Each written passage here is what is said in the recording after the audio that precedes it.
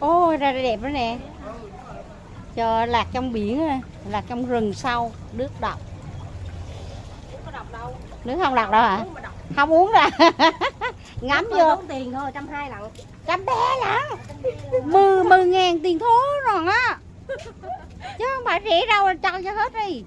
Cho hết vốn đi. Đó, anh đứng đó luôn đi. Đứng đây nè. Đồ đứng đây đi. Đó, đứng đây chụp đi coi. Đó. Chụp đi coi.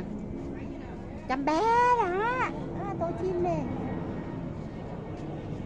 Đi ra khúc sau chưa? Ra khúc sau cũng đẹp lắm, có người chụp xíu.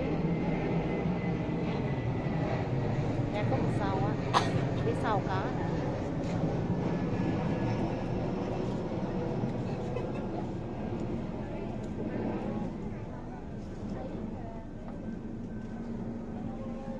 Tổ chim.